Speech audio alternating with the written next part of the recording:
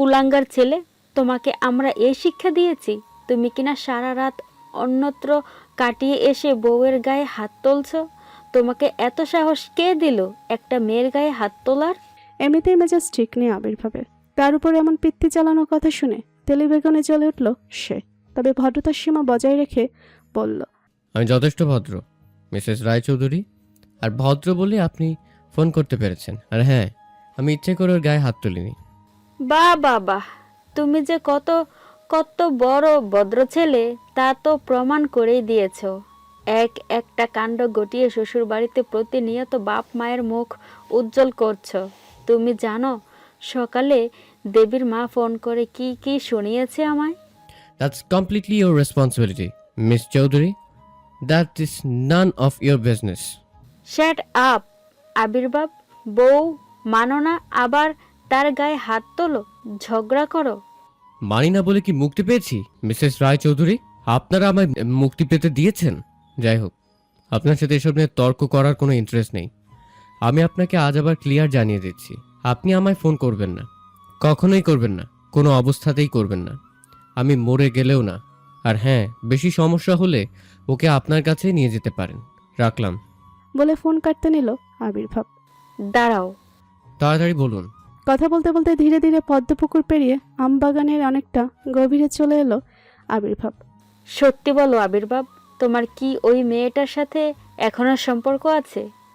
আপনার কোনো সন্দেহ আছে? চমকে উঠলেন পূজারিণী রায়চৌধুরী, আমতা আমতা করে বললেন, মানে? এই সামান্য কথার মানেও জানো না? আচ্ছা, আমি বলে দিচ্ছি, কান খুলে শুনে রাখুন। ওর সাথে আমার জীবন মরণের সম্পর্ক ছিল, আছে, থাকবে। প্রতিটা নিঃশ্বাসে নিঃশ্বাসে ভালোবাসি আমি ওকে। যতবার আমার হৃৎপিণ্ড স্পন্দিত হয় ততবার ভালোবাসি ওকে। আমি বেঁচেই আছি ওকে ভালোবেসে। তাহলে বলুন, সম্পর্ক থাকলো না কিভাবে? যার সাথে আত্মার সম্পর্ক সংযুক্ত রয়েছে তার সাথে সম্পর্ক অস্বীকার করার ধৃষ্টতা আমার নেই। চুপ করো বেয়াদব ছেলে, তুমি কাকে কি বলছো? একটু বুঝে বলো, আমি তোমার মা। আচ্ছা, আপনি আমার মা, তো মায়ের মতো কোন কাজটা করেছেন আপনি? আবার গৌরব করে বলছেন আপনি আমার মা। শুনুন মিসেস রায়চৌধুরী, আপনার নাটক দেখার বা শোনার কোনোটার জন্যই আমার হাতে পর্যাপ্ত সময় নেই। যা বলার তা সাফ সাফ বলুন। ঠিক আছে, পরিষ্কার করেই বলছি, তোমার এসব নিয়ে আমার কোনো মাথা ব্যথা নেই। তুমি কাকে ভালোবাসো না বাসো, হোয়াট এভার, এটা তোমার ব্যাপার। কিন্তু তুমি ভুলে যেও না তুমি আমাকে কি কথা দিয়েছ। শুধু এটা মনে রেখো, তুমি এখন বিবাহিত, তোমার একটা বউ আছে। আর যদি তুমি কোনোভাবে তোমার কথার খেলাপ করো তাহলে পরবর্তীবার ফিরে আর বাবা মাকে দেখতে পাবে না। ব্যঙ্গাত্মক হাসলো আবির্ভাব। হ্যাঁ হ্যাঁ, অবশ্যই মনে আছে যে ফাঁসির দড়ি আপনি আমার গলায় পরিয়েছেন, তার কি আর ভোলা যায়? চিতায় না ওঠা পর্যন্ত এই দড়ি আমার গলা থেকে খুলবে না, এ আমি বেশ জানি। কথা বলতে বলতে হঠাৎ দাঁড়িয়ে পড়ল আবির্ভাব। মনে হলো আশেপাশে হয়তো কেউ কাঁদছে। কান থেকে ফোন নামিয়ে সে আশপাশ তাকালো। আরও কিছু দূরে এগিয়ে যেতেই দেখলো হালকা কান্নার শব্দ সে স্পষ্ট শুনতে পেল।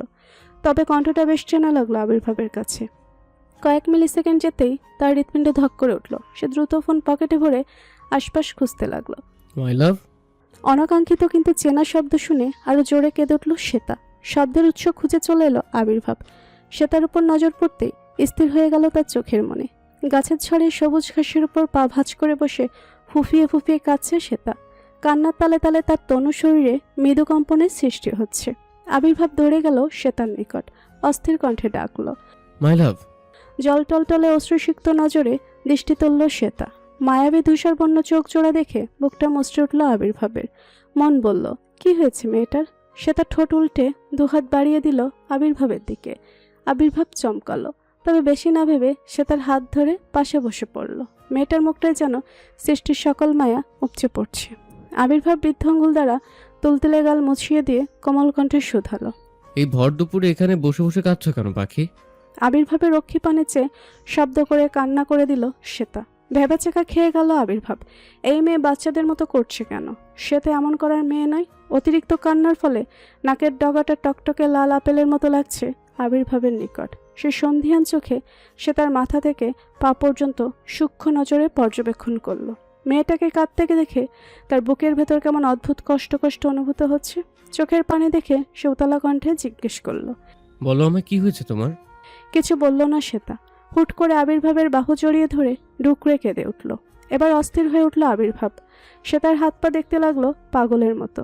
তবে পায়ে হাত দিতেই আচমকা আর্তনাদ করে উঠল শ্বেতা। ঘাবড়ে গেল আবির্ভাব। বুঝলো ঘাবলা এখানেই আছে। দুগাল ধরে অস্থির হয়ে শুধালো। পায়ের কোথায় ব্যথা পেয়েছো জান? দেখি, পাটা দেখাও। কিন্তু এক চুলও নড়ল না শ্বেতা। আবির্ভাবের হাত চেপে ধরে ঠায় বসে থাকলো। চোখ দিয়ে গড়িয়ে পড়ছে অনর্গল বাড়িধারা। আবির্ভাব কিছুক্ষণ ওর মুখপানে চেয়ে হাতে পায়ে দিল। আবারও ব্যথায় চিৎকার দিয়ে উঠল শ্বেতা। এবার ধমকে উঠল আবির্ভাব। দেখি, এদিকে পা দাও। ভয়ে কেঁপে উঠল শ্বেতা। ভীতু চোখে তাকিয়ে দুপাশে মাথা নাড়ালো। কিন্তু আবির্ভাব বুঝি এসব শোনার পাত্র। শেষে তার বা পাটা টেনে সামনে নিয়ে এলো। তীব্র ব্যথায় চিৎকার দিয়ে আবির্ভাবের বুকে মুখ গুজে দিল শ্বেতা। পায়ের অবস্থা দেখে আঁতকে উঠল আবির্ভাব। পায়ের পাতার উপর অংশ অনেকটাই ফুলে উঠেছে। ফোলা অংশে আলতো স্পর্শ করতেই বুকে মুখ গুজে বাচ্চাদের মতো কেঁদে উঠল শ্বেতা। আবির্ভাবের মনে হচ্ছে শুধু এতটুকুই নয়, তা নিশ্চিত হতে পাজামাটা খানিকটা উপরে টেনে তুলল সে। যা ভেবেছিল তাই। পায়ের জোড়া থেকে চারপাশে অনেকটা জায়গা একসাথে ফুলেছে। সে তার অনবরত কান্নাতে বুক পাজরে চিনচিনে ব্যথা অনুভব করল আবির্ভাব। সে জানে এখন তাকে কি করতে হবে। দীর্ঘশ্বাস ফেলল আবির্ভাব। সে তার মাথায় হাত বুলিয়ে নরম কথায় শুধালো। বেশি ব্যথা করছে মাই লাভ? আবির্ভাবের বক্ষ থেকে এই জবাব দিল শ্বেতা। কোন মহৎ কর্ম সম্পাদন করতে গিয়ে এত ব্যথা পেলে শুনি? পড়ে গিয়ে। জবাব শুনে ভুরু কুচকালো আবির্ভাব। সন্ধিহান কণ্ঠে শুধালো। কোথা থেকে? গাছ থেকে। দীর্ঘশ্বাস ফেলল আবির্ভাব। যা বোঝার সে বুঝে গেছে। মেয়েটা বদলায়নি একটুও। আচ্ছা, গাছে উঠেছিলে তাহলে? আম পেয়েছো? হুম। হাড়টা ঘুরিয়ে দিয়েছে তো ঠিকই, কিন্তু এখানে কতক্ষণ ধরে পড়ে আছো? অনেকক্ষণ। তাই তো বলি, এত ফুললো কিভাবে? এভাবে কথার চালে ভোলাতে শুরু করলো আবির্ভাব। ওম পেয়ে ধীরে ধীরে শান্ত হলো শ্বেতা। তবে কিছু বোঝা ওঠার আগেই মট করে একটা শব্দ হলো। সঙ্গে সঙ্গে জমিন কাঁপিয়ে চিৎকার দিয়ে উঠল শ্বেতা। ব্যথা সইতে না পেরে সজোরে কামড়ে ধরল আবির্ভাবের বুকের মাংস। চোখ বন্ধ করে হাসলো আবির্ভাব। দাঁতে দাঁত পিষে উক্ত ব্যথা হজম করে নিল নীরবে। ধীরে ধীরে আবারও শান্ত হলো শ্বেতা। ব্যথা কমে যেতেই হুঁশ হলো তার। ঝড়ের বেগে সরে গেল আবির্ভাবের বুক থেকে। দৃষ্টি নত করে ধীরে বলল, সরি। ব্যথাত চোখে তাকিয়ে মলিন হাসল আবির্ভাব। জবাব না দিয়ে পুনরায় পায়ে হাত দিল। চমকে উঠল শ্বেতা। পা সরিয়ে নিতে চাইল, ছাড়ল না আবির্ভাব, বরং আস্তে আস্তে ফোলা অংশে মেসেজ করতে লাগলো। সঙ্গে এটাও লক্ষ্য করলো তার দেওয়া প্রথম প্রেমের চিহ্ন শ্বেতা আজও শরীরে বয়ে বেড়াচ্ছে। ফর্সা পায়ে এখনও জলজল করছে রূপলি পাতলা চিকন পায়েলটা। সে তার এবার অন্য কারণে কান্না পাচ্ছে। নিজেকে সামলানোর জন্য দুঃসহ। সে পা ছাড়ানোর চেষ্টা করতে করতে বলল, প্লিজ আমাকে ছাড়ুন আবির্ভাব। আপনার পায়ে হাত দেওয়াটা দৃষ্টিকটু দেখাচ্ছে। আপনি আমার গুরুজন। একটু আগেও সে তার আচরণে মনে হচ্ছিল না আবির্ভাব তার পর, কিন্তু সত্যি এটাই। কাছে থাকলেও তাদের মধ্যে কয়েক লক্ষ আলোকবর্ষের দূরত্ব, আর যা কখনো মিটবার নয়। আবির্ভাব ম্লান কণ্ঠে বলল, সর্বপ্রথম আমি একজন ডাক্তার, আর এটা আমার ডিউটি। মাসাজ না করে দিলে তুমি দাঁড়াতে পারবে না। ধন্যবাদ, আপনার উপকার মনে থাকবে। বলে পা ছাড়িয়ে নিল শ্বেতা। উঠে দাঁড়িয়ে পায়ের পাতায় ভর দিতেই ব্যথায় কুঁকড়ে গেল সে। ভারসাম্য হারিয়ে আছড়ে পড়ল আবির্ভাবের বুকে। সযত্নে আগলে নিল আবির্ভাব। শ্বেতাকে ধরে পুনরায় পাশে বসিয়ে দিল। শীতল কণ্ঠে বলল, বড়দের কথা না শুনলে এই হয়। দেখি পাটা দাও। শ্বেতা দিল না। রাগে দুঃখে অভিমানে তার মরে যেতে মন চাচ্ছে। যে মানুষটা থেকে সে পালিয়ে বাঁচতে চায়, সে মানুষটাই কেন বারবার সামনে এসে দাঁড়ায়। চোখ ভেজে উঠল সীতার। আমি যদি তোমাকে এখানে ফেলে চলে যাই, তাহলে সন্ধ্যের পর ভূত শাকচুন্নিদের সাথে কিটি পার্টি করতে হবে তোমার। ইউ নো শাকচুন্নি, পেতনি, ডাইনি, পিশাচিনি এক্সট্রা। সমস্যা নেই, চলে যান আপনি। তা তো অবশ্যই যাব। আমার বা কি অধিকার আছে থাকার? কিন্তু মানবিক কর্তব্যটুকু করতে না পারলে বিবেক দহনে জ্বলতে হবে আমায়। সে তার কেন জানি হাসি পেল কথাটা শুনে। তার ছেলের সাথে বলল, আপনার বিবেক আছে তাহলে? কিছু বলল না আবির্ভাব। সে তার পাটা নিয়ে নিজের উরুতে রাখলো। জেন্টলি ম্যাসাজ করতে করতে মনে মনে বলল, আমাকে আঘাত করতে করতে করতে তোমার এত কষ্ট কেন হয় মাই লাভ? আমি তো তোমায় কম কষ্ট দিইনি। তোমার তো উচিত আঘাতে আঘাতে আমার কলিজাটা ছিঁড়ে ফেলা, কিন্তু তুমি কিছুই বলছো না। সামনের মানুষটাকে দেখে সে তার ভেতরটা অসহনীয় ব্যথায় নীল হয়ে যাচ্ছে। এই মানুষটাই তাকে ভেতর থেকে গড়িয়ে দিয়েছে, সর্বস্ব কেড়ে নিয়ে নিঃস্ব করে ছেড়েছে। তবু এই মানুষটার প্রতি ভালোবাসা ব্যথিত অন্য কোনো অনুভূতি আসে না সে তার। আবির্ভাব হঠাৎ বসা থেকে উঠে দাঁড়ালো, হাত বাড়িয়ে দিল সে তার পানে, শান্ত কণ্ঠে বলল, হাত ধরে উঠো। সে তার কষ্ট হচ্ছে, তবুও সে নিরুপায়। কম্পনরত হাতটা বাড়িয়ে দিল আবির্ভাবের পানে। আবির্ভাব তাকে তুলে দাঁড় করালো, দুবাহুতে সাপোর্ট দিয়ে বলল, দেখো তো হাঁটতে পারো কিনা। সে তা অনেক কষ্টে দুপা এগিয়ে আবার হোঁচট খেল, সাথে সাথে ভয়ে চোখমুখ খিচে বন্ধ করে নিল। মুখ থুবড়ে পড়তে নিলেই নিজেকে হাওয়ায় অনুভব হলো, সঙ্গে সঙ্গেই চমকে চোখ খুলে ফেলল শ্বেতা। মুখের সামনে ভেসে উঠল এক কঠোর পুরুষালী অবয়ব। শ্বেতার আর কান্না চেপে রাখা গেল না, ঝরঝর করে কেঁদে দিল। আবির্ভাব তাকে পেছনের দরজা দিয়ে উপরে নিয়ে এলো। এখন সম্ভবত সবাই দুপুরের খাবার খেতে ব্যস্ত, বিধায় খুব একটা কেউ দেখতে পেল না তাদের। আবির্ভাব শ্বেতাকে ওর বিছানায় বসিয়ে দিয়ে বলল, চিন্তা করো না, আমি কাউকে বলছি তোমাকে গরম এনে তেল মালিশ করে দিতে। 2-3 ঘন্টার মধ্যেই অনেকটা আরাম পাবে। শ্বেতা কিছু বলতেই পারল না, কেবল মাথা নিচু করে রইল। আবির্ভাব কিছুক্ষণ দেখে দীর্ঘ নিঃশ্বাস ফেলে বেরিয়ে গেল সেখান থেকে। সে তার অশ্রুসিক্ত টলমলে চোখে চেয়ে রইল আবির্ভাবের যাওয়ার পনে। জীবনের সাথে যুদ্ধ করে টিকে থাকা যে এত সংগ্রামের হয়ে পড়বে তা কখনো দুঃস্বপ্নেও কল্পনা করতে পারেনি শ্বেতা। ভালোবাসার সময় বুঝেনি এই ভালোবাসার ফুলে সুবাসিত নয়, কাটার আঘাতে রক্তাক্ত হতে হবে তাকে। দুঃস্বপ্নেও কখনো ভাবেনি জীবনে করা ছোট্ট একটা ভুল তার ভবিষ্যৎ জীবনটাকে এভাবে অন্ধকারে ডুবিয়ে দেবে। আবেগের বয়সে করা ভুলের জন্য এভাবে ধুকে ধুকে মরতে হবে প্রতিনিয়ত। এমনটা নয় যে আবির্ভাব তাকে জোর করে ভালোবাসতে বাধ্য করেছিল, এমনটা একদমই নয়, বরং সে নিজেই পাগল ছিল আবির্ভাবের জন্য। নিজের থেকে 12 বছরের বড় ভাইয়ের বন্ধুকে দেখে দেওয়ানো হয়ে গেছিল রীতিমতো। যদিও প্রথমে জানতো না সেই মানুষটা অন্য ধর্মের, ভাইয়ের সাথে সবসময় চলাফেরা করতো দেখে কখনো মনেই হতো না। আর যখন সে সত্যিটা জেনেছিল ততক্ষণে অনেক দেরি হয়ে গেছে। বিদেশের মাটিতে থাকার দরুন পাশ্চাত্য সভ্যতায় ভুলে গিয়েছিল দেশীয় সংস্কৃতি। গায়ে মাখানির সমাজ বাড়তে দিয়েছে ভালোবাসা। বিশ্বের বড় বড় সকল নদীতেও বাদ দেওয়া যায়, কিন্তু কেউ কি কখনো শুনেছে সমুদ্রে বাদ দিতে? শ্বেতের ভালোবাসাটা ওই পর্যায়ে চলে গিয়েছিল ততদিনে। এমনকি ভালোবাসার জন্য সে তার সবার বিরুদ্ধে যেতে রাজি ছিল, কেবল যে কোনো মূল্যেই তার ওই মানুষটাকে চাই, ওই মানুষটার ভালোবাসা চাই। একসময় তাই হলো, সে খুব করে পেয়ে গিয়েছিল সেই মানুষটাকে। ভালোবাসার রঙিন ডানা পেয়েছিল জীবনে। কৈশোরের সেই সময় ছিল বাস্তবতা থেকে বহু দূরে, যেখানে সে তা কেবল ওই নিষিদ্ধ মানুষটাকে চাইতো। ওই মানুষটাকেও তাকে খুব আশকারা দিত, আহ্লাদ করত, মাথায় তুলে রাখত। কিন্তু হঠাৎ করে একদিন কোনো এক জায়গা অচেনা কারণে মানুষটা বদলে গেল, ভুলে গেল তার করা সকল প্রতিশ্রুতি। মাঝপথে হাত ছেড়ে হারিয়ে গেল বহু দূরে, নির্দার মতো ছুঁড়ে মারল এক সমুদ্রের যন্ত্রণায়। তবুও সে তা কখনোই তাকে অভিশাপ দেয় না। আসলে যে মানুষটাকে ভালোবাসা যায়, কখনোই সে মানুষটার মন্দ কামনা করা যায় না। তা সে যতই অন্যায় করুক, প্রতারণা করুক, বিশ্বাসঘাতকতা করুক, দিন শেষে সে আপনার ভালোবাসার মানুষ, আর এটাই সত্য হয়ে থেকেছে। মধ্যরাতে তাহাজ্জুদের নামাজে না চাইতেও সেই মানুষটার জন্য দোয়া কামনা হয়ে যায়, সব এমনি এমনি হয়ে যায়। কেমন বোধ করছো শ্বেতা? গভীর মনোযোগে থাকা শ্বেতা কারো অপ্রত্যাশিত আওয়াজে চমকে উঠল। ঘাড় ঘুরিয়ে পাশে তাকিয়ে দেখল দেবী দাঁড়িয়ে আছে। বেশ অবাক হলো শ্বেতা, এই সময় দেবীর উপস্থিতিতে সে মোটেই আশা করেনি। আপনি? হ্যাঁ, আমি ভাবলাম তোমার সাথে আলাপ করে আসি। বলে সে তার বিছানায় এসে বসলো দেবী। সে তার বিব্রত বোধ করলো, ছোট করে জবাব দিল, আচ্ছা। এইবারে সকলের সাথে আমার ভালোই আলাপ হয়েছে, কথাও হয় টুকটাক, কিন্তু তুমি একমাত্র ব্যক্তি যার সাথে কোনো দিন কথা হয়নি, এক বাড়িতে থাকে অথচ পরিচিত নই।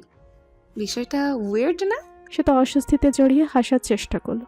বাই দ্য ওয়ে, তুমি জানো তো আমি কে, কি আমার পরিচয়? সে তার জবাব দিল না, অস্থিরভাবে এদিক ওদিক দৃষ্টি ফেলতে লাগলো। বিস্ময়টা নোটিশ করলো দেবী, বক্র হেসে বলল, ঠিক আছে, আমি বলে দিচ্ছি, আমি মিসেস রায়চৌধুরী, ওয়াইফ অফ আবির্ভাব রায়চৌধুরী। সে তার স্থির দৃষ্টিতে তাকালো। এবার বলো তোমার পরিচয় কি? আপনি তো জানেন আমার পরিচয়। শান্ত কণ্ঠে প্রত্যুত্তর করলো শ্বেতা। অবশ্যই জানি, কিন্তু আমার জানার বাইরেও তোমার একটা পরিচয় আছে, আমি সেটা জানতে চাই। কথাটা বলার সময় কণ্ঠটা কেমন কঠিন শোনালো দেবীর। সে তা আশ্চর্য হয়ে বলল, ঠিক বুঝলাম না, আলাদা পরিচয় কেন থাকবে? গভীর দৃষ্টি নিক্ষেপ করলো দেবে, তাচ্ছিল্য হেসে বলল। নেই বুঝি? সে তো একটু অবাক হয়ে মনে মনে ভাবল, কে বলছে? এই মহিলা পাগলের সাথে থাকতে থাকতে পাগল টাগল হয়ে গেল নাকি? দেবী পুনরায় বলল, আচ্ছা, দেখো তো, তুমি কি আমার থেকেও বেশি সুন্দরী? হঠাৎ এমন উদ্ভট কথা শুনে শ্বেতা চোখ বড় বড় করে ফেলল। ওর এক্সপ্রেশন লক্ষ্য করে বিদ্রুপ করে হাসল দেবী। তাচ্ছিল্য করে বলল, অবাক হওয়ার কি আছে? বয়সে তুমি আমার 2-3 বছরের ছোটই হবে, কিন্তু সৌন্দর্যে আমার থেকে বড় কি না তা তো যাচাই করে দেখতে হবে আমায়। আপনি কি বলছেন আমি কিছুই বুঝতে পারছি না। বুঝবে বুঝবে, বোঝাতেই তো এসেছি। কি বুঝতে এসেছেন? কৌতূহলী কণ্ঠে প্রশ্ন চলল শ্বেতা। দেবী জবাব না দিয়ে ফের বলল, তোমার আর আমার স্কিন টোন তো প্রায় একই রকম, extreme bright, height, weight, figure সবই তো প্রায় কাছাকাছি। তাহলে তোমার মধ্যে আলাদা করে আছেটা কি? এবার বিরক্ত হলো শ্বেতা, কণ্ঠে কাঠিন্য টেনে বলল, শুধু শুধু করছেন কেন? একটা মেয়ে আরেকটা মেয়ের কাছে ছেলে এমনি এমনি তো আর নিজের খুদ খুঁজে বেড়ায় না। নিশ্চয়ই কোনো কারণ আছে। কি কারণ? আমি শুনেছিলাম মেয়েরাই নাকি মেয়েদের আসল শত্রু। ছোট থেকেই শুনতাম প্রবাদটা, কিন্তু কেন জানি বিশ্বাস হতো না, হাসি পেত। ভাবতাম এগুলো আজগুবি প্রবাদ, কিন্তু এই একই কথা যখন নিজের জীবনে সত্যি হয়ে গেল তখন বুঝলাম কিছু কিছু প্রবাদ বোধ হয় বাস্তব জীবন থেকেই নেওয়া। শ্বেতা এবারও কথার আগামাথা কিছুই বুঝল না। দেবী এবার হেয়ালি ছেড়ে স্পষ্ট করে বলল, তুমি আমার ছোট বোনের মতো, তাই তোমার কাছে অনুরোধ করছি, আমার সংসারটা ভেঙো না। এই সংসারটা আমি অনেক স্বপ্ন নিয়ে তিলে তিলে সাজিয়েছি। একটা সম্পূর্ণ অগোছালো মানুষকে গুছিয়েছি অনেক যত্ন নিয়ে। ভালোবাসা দিও প্লিজ, আমার সংসারটা ভেঙো না। তোমার বিয়ে হয়নি, তুমি ভীষণ সুন্দরী, না চাইলে অনেক ভালো ছেলে পেয়ে যাবে, কিন্তু আমি ইতোমধ্যেই বিবাহিত, আমার আর কোনো অপশন নেই। দেবীর কথাগুলোতে শ্বেতার মাথা চক্কর দিয়ে উঠল। কিংকর্তব্য বিমূঢ় হয়ে তাকিয়ে রইল দেবীর পানে। অতঃপর কিছুক্ষণ নীরব থেকে এক বাক্যে বলল, আপনার স্বামীর সাথে আমার কোনো সম্পর্ক নেই। দেবীর কেন যেন প্রচণ্ড মেজাজ খারাপ লাগলো এই কথা শুনে। মৃদু চেঁচিয়ে বলল, আমাকে মিথ্যা বলার কোনো প্রয়োজন নেই মেয়ে, আমি জানি তোমাদের মধ্যেকার সম্পর্ক কতটা গভীর আর তোমাদের মধ্যে ঠিক কি কি হয়েছে। চোখ বড় বড় করে ফেলল শ্বেতা। অবাক হচ্ছ নাকি যে আমি কিভাবে জানলাম? অবাক হওয়ার কিছুই নেই, আমি সব জানি। আমার স্বামীর সাথে তোমার ঠিক কি কি টাইপের সম্পর্ক ছিল আমি সব জানি। তোমাদের মধ্যে কি কি হয়েছে আমি তাও জানি, কিন্তু সবকিছু পরেও আমি চাই আমার সংসারটা টিকে থাকুক। আপনি ভুল ভাবছেন। আরবিভাবের সাথে আমার কোনো ফিজিক্যাল রিলেশন ছিল না। তাই তুমি অস্বীকার করতে পারো তোমার আর আবির্ভাবের মধ্যে সম্পর্ক আছে?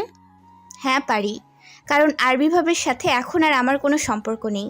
মিথ্যাবাদী মানুষ আমার পছন্দ নয় মেয়ে। সম্পর্ক নেই বলেই বুঝি পাপা থাকতেও আমার স্বামীর কোলে চেপে জঙ্গল থেকে ঘুরে এলে। আপনি ফলো করছিলেন? সেসবের উত্তর আমি তোমায় দিতে বাধ্য নই। তুমি শুধু আমার স্বামীর সাথে কোনো সম্পর্ক রাখবে না, ভালোবাসবে না, তাকে আমার কাছ থেকে কেড়ে নেওয়ার চেষ্টা তো মোটেই করবে না। শ্বেতার ভেতরটা কেমন মুচড়ে উঠল। চোখের কোণে পানি চলে এলো অজান্তে। দম আটকে বলল, আপনি বিশ্বাস না করলে সেটা আপনার ব্যাপার, কিন্তু সত্যি এটাই, আবির্ভাবের সাথে আমার আর কোনো সম্পর্ক নেই। তবে এটা সত্যি, আমি আবির্ভাবকে ভালোবেসেছিলাম, এখনও ভালোবাসি আর ভবিষ্যতেও ভালোবাসবো। এটা অপরিবর্তনীয় সত্যি, যেটা আমি অস্বীকার করতে চাই না।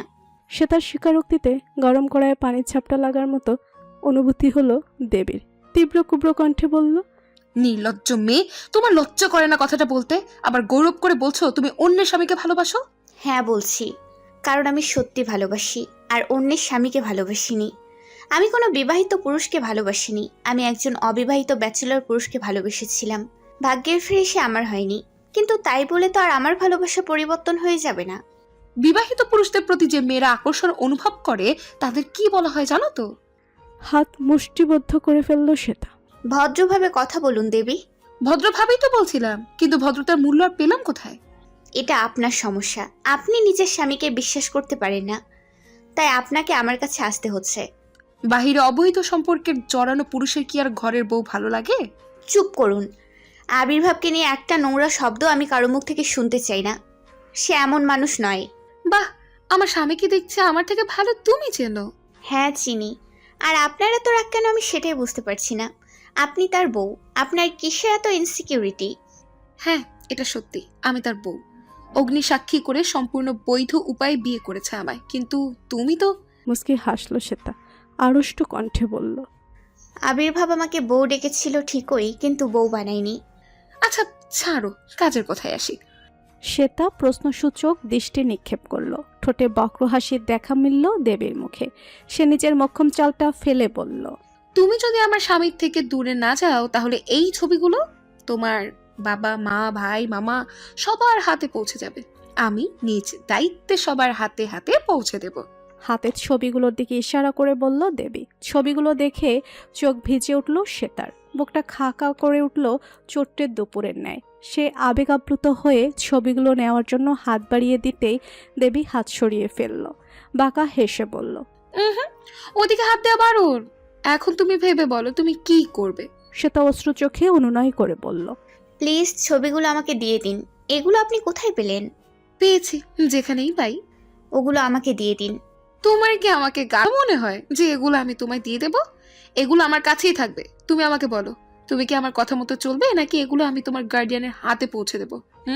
ভয়ে বুকের রক্ত জমে হিম হয়ে যায় শ্বেতার। আতঙ্কিত কণ্ঠে মিনতি করে বলল, প্লিজ, অনুরোধ, ওগুলো কাউকে দেখাবেন না, ভুলেও না। ওরা সবাই মিলে আবির্ভাবকে মেরে ফেলবে। কেন, তোমাদের বংশ খুনি নাকি?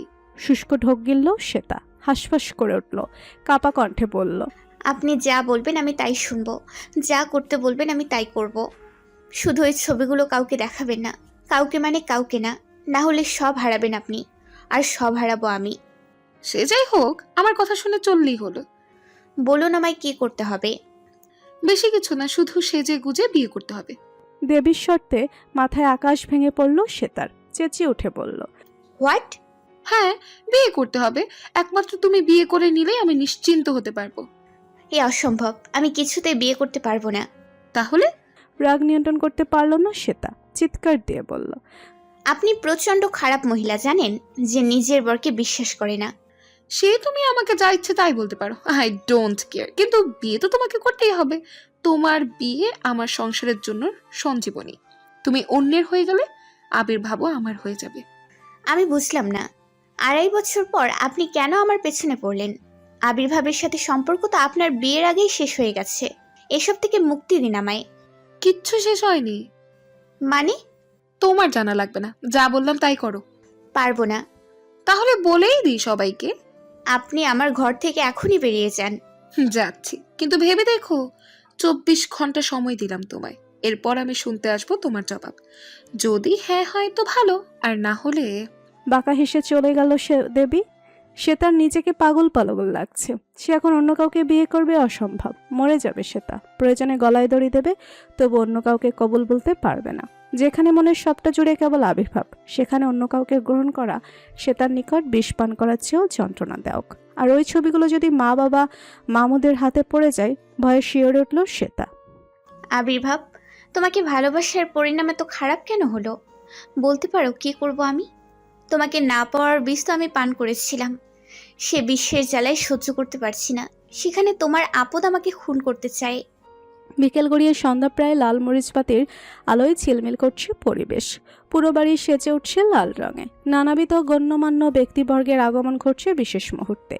দেশ বিদেশের অনেক প্রেস মিডিয়া কর্মীও আছেন। অতিথি আপ্যায়নে নিজেদেরকে উজাড় করে দিচ্ছে শিকদাররা। বাড়ির বাইরের ব্যস্ততার পাশাপাশি ভেতরে চলছে হরদম ব্যস্ততা। রান্নাঘরে চলছে বিশেষ অতিথি আপ্যায়নের আয়োজন। ত্রিধা কালো মিষ্টিগুলো মাঝ বরাবর কেটে তার মধ্যে ভরে ভরে লঙ্কার গুঁড়া ঢোকাচ্ছে। সে তার শরবতে নুন মেশাচ্ছে আর দীপ্তি মরিচের পুর দেওয়া সিঙাড়া ভাজছে। রাইমা এসব কাণ্ড দেখে বলল, এসব কি করছো তোমরা? খাবার নষ্ট করছো কেন? আরে ধুর বোকা, এগুলো যে নষ্ট বলা যায়, এগুলো হচ্ছে স্পেশাল অতিথিদের জন্য স্পেশাল আপ্যায়নের ব্যবস্থা। স্পেশাল অতিথি? হ্যাঁ, আমাদের সুইট সুইট বেয়াই সাহেবদের জন্য ঝাল ঝাল সিঙ্গারা। তাহলে অন্য মেডিসিন কেন মিশাচ্ছ না? কি মেডিসিন? দাঁড়াও, নিয়ে আসছি।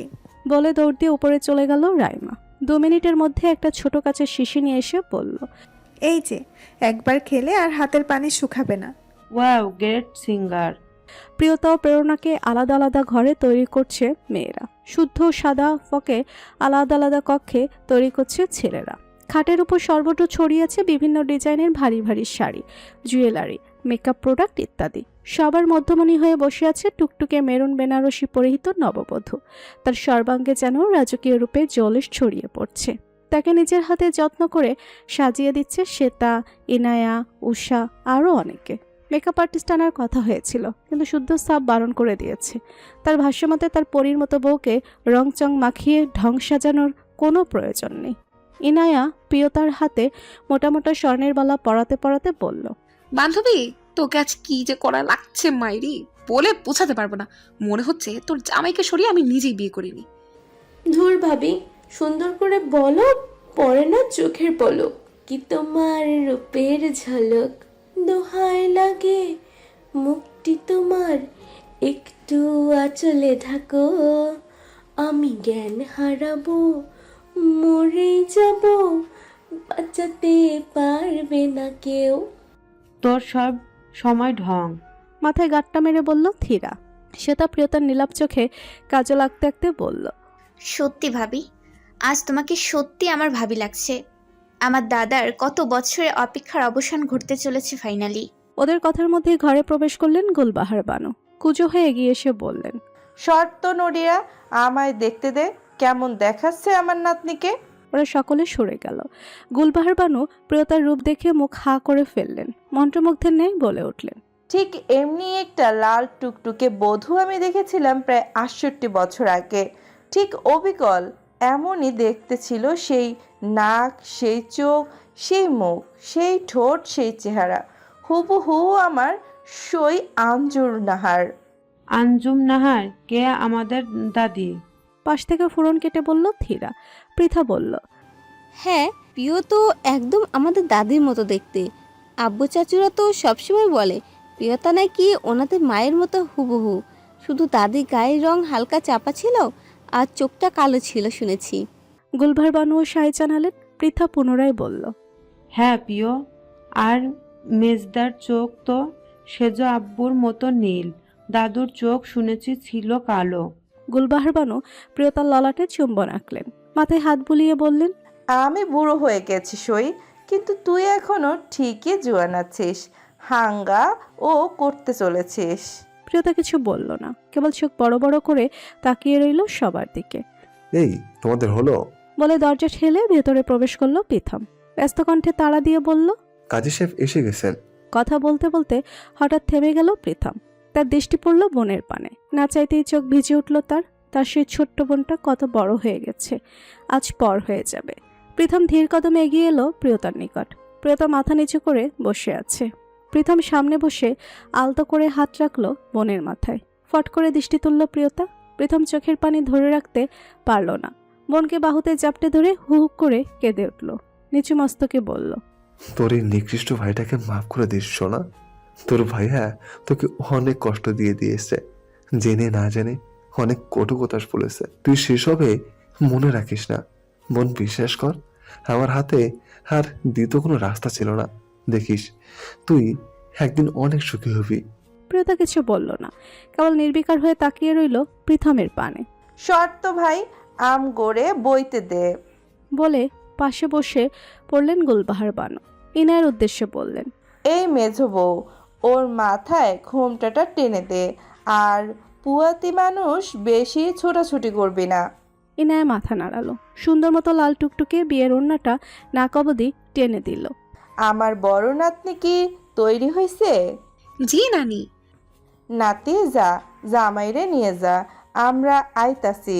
প্রীথম উঠে চলে গেল। বিবাহ আসরের বাইরে বিরাট ক্যাচাল লেগে গেছে। টাকা নিয়ে কনেপক্ষের দাবি মানতে নারাজ বরপক্ষ। মেয়েদের পক্ষে মেয়েরা, ছেলেদের পক্ষে ছেলেরা। যা বললাম তাই হবে। 50,000 টাকার নিচে 1 পয়সাও আপোষ করা হবে না। গুনে গুনে 50ই চাই। বেয়ান সাহেব, আমরা ভদ্রলোক, আর ভদ্রলোকের এক কথা, আপনাদের টাকা দেওয়া হবে, তবে এক শর্তে। কি শর্ত? শর্ত এটাই, ভদ্রলোকের এক কথা, তাই আমরা ঠিক 50,000 টাকাই দেব, কিন্তু ভেতরে না ঢোকা পর্যন্ত খাম খুলে দেখা যাবে না। আপনাদের কি মনে হয় বেয়াই সাহেব আমরা 2 বেলা ঘাস খাই? নিশ্চিত বলতে পারছি না বেয়ান সাহেব, কিন্তু হতে তো পারে। এত চালাকি করার দরকার নেই আপনাদের। আপনারা চুপ থাকুন। দুলাভাই 50,000 টাকা দিন। আপনার বউ আপনার জন্য অপেক্ষা করছে। শুদ্ধ কিছু বলতে গেলে ছেলেরা তাকে চেপে ধরল। একদম চুপ। বরের মতো মুখের রুমাল চেপে চুপ করে থাক। তো বেআইন সাহেব, বেশি দর কষাকষি করলে আমরা ছেলে দেব না। আমরাও মেয়ে দেব না। ভাবুন বেয়ান সাহেব। ওকে, টাকাটা দিন। ছেলেরা একে অপরের দিকে তাকিয়ে হাসলো। ইরফান একটা টাকা ভর্তি খাম এগিয়ে দিল। সেটা ধরতে নিলে ইরফান হাত সরিয়ে নিল। চতুর কণ্ঠে বলল, চালাকি চলবে না বেয়ান সাহেব, কাচি দেন, টাকা নেন। হ্যাঁ হ্যাঁ থাক, একটু পরেই নেই। অনেকক্ষণ হাঁকাহাঁকি করে বেয়াই সাহেবের গলা নিশ্চয়ই শুকিয়ে গেছে। নেন বেয়াই, মিষ্টি মুখ করুন। বলে একটা শরবতের গ্লাস ইরফানের হাতে তুলে দিল শ্বেতা। ইরফান ভ্রুকুটি করে গ্লাসটার দিকে তাকালো। একদম ওটা খাবে না ইরফান ভাইয়া, ওটার মধ্যে নিশ্চয়ই ভেজাল আছে। রান্নাঘরে আমি নিজের চোখে দেখেছি ওদের কারসাজি করতে। তাই নাকি? শ্বেতা চোখ রাঙালো তন্ময়কে। ইরফানের সন্দেহভরা নজর দেখে চেহারা একটা মায়াময় ভাব ফুটিয়ে তুলল শ্বেতা। শ্বেতা ইরফানের হাত থেকে গ্লাস কেড়ে নিয়ে বলল, হ্যাঁ, এত অবিশ্বাস? থাক, আপনাদের খেতে হবে না, আমার দাদা খান। দাদা, তুমি খাও। বলে গ্লাসটা শুদ্ধের হাতে ধরিয়ে দিল। শুদ্ধ তার বোনের প্রতি অগাধ বিশ্বাস, তাই সে এক নিঃশ্বাসে ঢকঢক করে পুরো গ্লাস খালি করে দিল। ছেলেরা হাঁ করে দেখছিল তার প্রতিক্রিয়া। কই কিছুই না তো, নর্মাল অরেঞ্জ জুস। শুদ্ধা মাথা নাড়ল। মেয়েরা একে অপরের দিকে তাকিয়ে বাঁকা হাসলো। শ্বেতা এবার আরেকটা গ্লাস ইরফানের হাতে তুলে দিয়ে বলল, এবার নিশ্চয়ই বেয়াই সাহেবের খেতে কোনো আপত্তি নেই। চলুন, আমি মিষ্টি মুখ করাই দিচ্ছি। বলে এক টুকরো মিষ্টি ইরফানকে খাইয়ে দিল শ্বেতা। সাথে সাথে মুখ চেপে ধরে গ্লাসের শরবতটুকু খাইয়ে দিল। ব্যাপারটা এত দ্রুত ঘটল যে ছেলেরা কিছু বুঝতেই পারল না।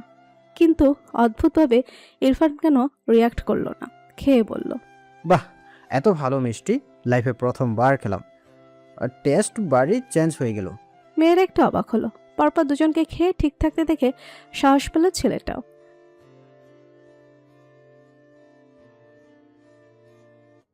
নিশ্চয়ই করবেন বেয়াই সাহেব, তার আগে টাকাটা দিন। খামটা দিদার হাতে তুলে দিল অরণ্য। তারপর মিষ্টি আর শরবতের উপর একসাথে ঝাঁপিয়ে পড়লো ছেলেরা। কিন্তু এক বাইট গালে পড়তে নাচ শুরু হয়ে গেল তাদের। ঝাল বলে চিৎকার করে উঠল অরণ্য, সাদিব সহ আরো অনেকে। ওয়াক ওয়াক করতে করতে দৌড় দিল ওয়াশরুমের দিকে। ওদের এই হাল দেখে মেয়েরা অট্টহাসিতে ফেটে পড়ল। সেই সুযোগে ফিতা কেটে ভেতরে ঢুকে পড়ল ইরফান। অতপর মেয়েরা একত্র হয়ে টাকার খামটা ছিঁড়ে ফেললো। কিন্তু ভেতর থেকে যা বেরিয়ে এলো তা দেখে যেন সকলের মাথায় আকাশ ভেঙে পড়ল। খামের ভেতর ছিল খালি কাগজের বান্ডিল, তার উপরে হাতে লেখা 500 টাকা ফের বেয়ান সাহেব। দুই পক্ষই একে অপরকে বাস দিল আচ্ছা মতো। বরবেশী শুদ্ধ ও সাদাবকে নিয়ে আসা হলো পুষ্পসজ্জিত আলো ঝলমলে বিবাহ আসরে, যার মাঝ বরাবর বেলি ফুলের প্রশস্ত পর্দা টানানো। মাথার উপর ঝুলছে বিশাল এক ক্রিস্টাল ঝাড়বাতি, যার মাধুর্যে ভরে উঠেছে পরিবেশ। পর্দার আড়ালে নারীদের এবং পর্দার সম্মুখে পুরুষদের বসার সুব্যবস্থা করা হয়েছে। কাজী সাহেব এসে গেছেন। শুদ্ধকে এনে বসানো হয়েছে পুষ্প পর্দার সম্মুখে। পর্দার অপর প্রান্তে গোলাকৃতির বিশাল এক কাঁসার পাত্র, যার মধ্যেকার টলমলে পানি দুলে উঠছে ক্ষণে ক্ষণ। সকল মুরব্বীদের উপস্থিতিতে কাজী সাহেব ডাকলেন, কই মেয়ে, কে নিয়ে আসুন। সঙ্গে সঙ্গে ঘোমটা পরিহিত দুজন নববধূকে এনে পর্দার উপর প্রান্তে বসানো হলো। কাজী সাহেব রাশভারী কণ্ঠে বললেন, সকলে কি উপস্থিত জনাব? জি না হুজুর, কন্যার পিতা এখনো অনুপস্থিত। তাহলে ওনাকে নিয়ে আসুন। জি আজ্ঞে হুজুর। একজন চলে গেলেন সাজিদ শিকদারকে আনতে। কাজী সাহেব এবার নবযুগলদের দিকে তাকিয়ে বললেন, হবু স্বামী স্ত্রীরা কি বিবাহের পূর্বে একে অপরকে কিছু জানতে ইচ্ছুক? যদি বলার থাকে বলতে পারেন। কাজী সাহেবের নির্দেশের সাথে সাথে বেলি ফুলের পর্দাটা মাঝখান থেকে সরিয়ে নেওয়া হলো। তার আড়াল হইতে দৃশ্যমান হলো ফিনফিনে পাতলা আরেকটি পর্দা। সে তার শুদ্ধের কানে কানে বলল, ভাবির দিকে ভুলেও মুখ তুলে তাকাবেন না দাদা। তাহলে আমার রমণীকে দেখো কিভাবে? ওই যে ওখানে দেখো। বলে কাঁসার পাত্রটির দিকে ইশারা করলো শ্বেতা। শুদ্ধের ভেতরটা কেমন ধরাস ধরাস করছে উত্তেজনায়। সে তার নববধূকে দেখার তৃষ্ণায় আকুল দৃষ্টি নিক্ষেপ করলো স্বচ্ছ জলের পাত্রে। সাথে সাথে চোখ আটকে গেল। শুদ্ধের হৃৎপিণ্ডটা কেমন অসাড় হয়ে এলো অনুভূতিতে। দেখা মিলল এক অভূতপূর্ব জৌলুসময় নারী প্রতিবিম্বের। রূপের মোহে বিভোর সে হারিয়ে গেল অন্য দুনিয়ায়। ঘোরের মাঝেই কানে লাগলো সুরেলা কণ্ঠ, আসসালামু আলাইকুম ডাক্তার সাহেব। কণ্ঠটা যেন কান দিয়ে ঢুকে হৃৎপিণ্ডে ডাক কাটলো শুদ্ধের। সে আসক্ত কণ্ঠে উত্তর করল, ওয়ালাইকুম সালাম বেগম। সাদি মুবারক ডাক্তার সাহেব। ইশক মুবারক বেবিজান। উপস্থিত সকলে প্রসন্ন হলেন। কাজী সাহেবের নির্দেশে বিবাহ আসরে এসে উপস্থিত হলেন সাজিদ শিকদার। তার কয়েক মুহূর্ত পর উপস্থিত হলো প্রণয়।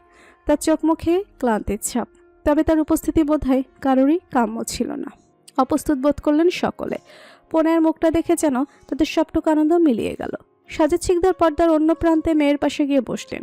বাড়ির সকলে বারবার আর চোখে তাকাচ্ছে প্রণয়ের দিকে। সকলে যেন আশা করছিল তার উন্মাদনা দেখার, কিন্তু আশ্চর্যজনকভাবে সে সম্পূর্ণ শান্ত।